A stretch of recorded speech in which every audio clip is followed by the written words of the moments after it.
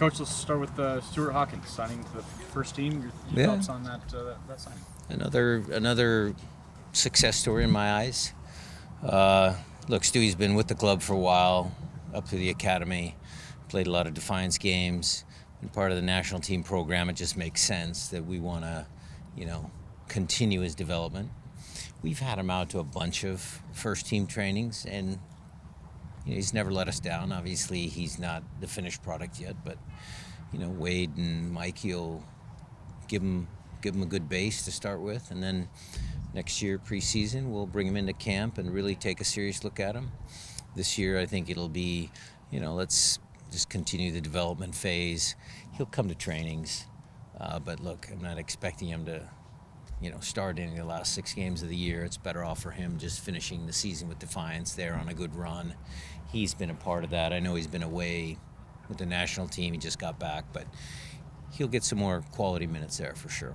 You said he's not a finished product, but what do you like about his game, and what do you want him to keep working on? Well, nowadays everybody wants a ball-playing center back. He fits that bill. I like a little bit more toughness. I like Roman Torres in his prime. So he's got to develop some of that. I mean, look, Jackson's a nice kid. That's probably a good measuring stick for Stewie. He can play those types of passes. He can get better in the air. Just a little more game experience. Given his age, given the stage of the season, given what you said about the likelihood that what kind of role he can play, from your perspective, why sign him now?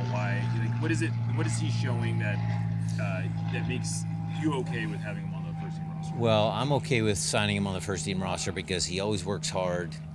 He's a good kid, a smart kid, all of the things. If we want to speed up development, how do we do that? I think that's the question that we have to ask ourselves. We've been really good at developing good players, but can we speed that up? Can we really, raise the bar a little bit? And I think exposing him a little earlier to that environment is going to help him.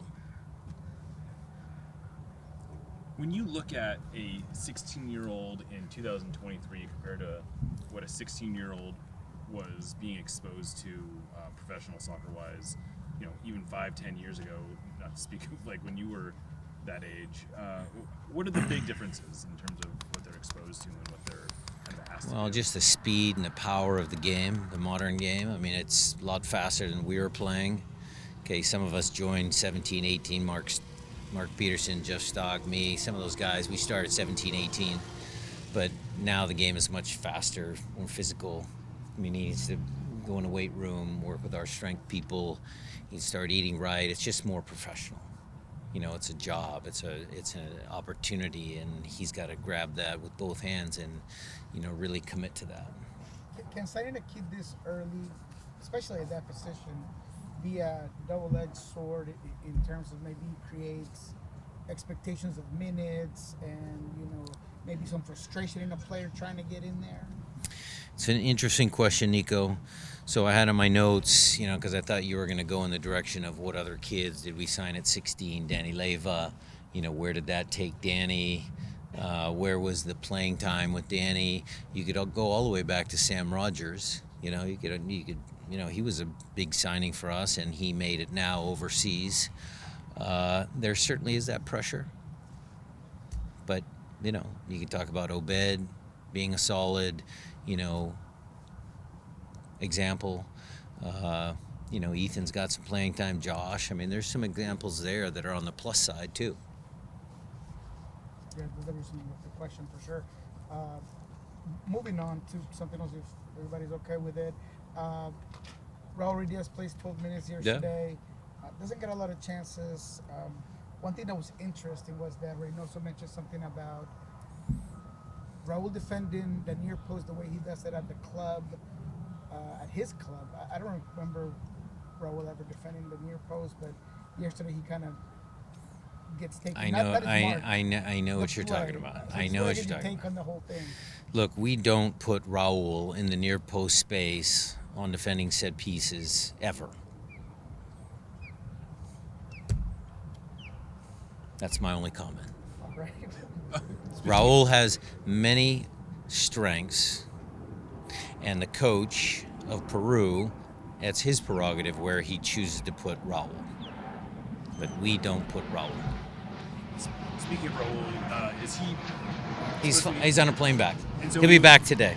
So the idea is he'll train with you guys tomorrow. He'll train with us tomorrow and jump on the plane with us to Dallas. And so I guess what's the thinking behind having him come back to Seattle as opposed to just meeting you in Dallas? Yeah. An extra day of training. No, it's just the way the flight arrangements worked out. It was a logistical issue. And considering he's in good health and rhythm, you'd have no problem. He didn't play well, Alex has a couple extra days rest because their games were earlier in the week, but knew who was going to have a hard travel day. You know, he played 90 minutes. Those are the ones you worry about. The 12 minutes, I'm sure Raul was excited to play, but he'll be fine.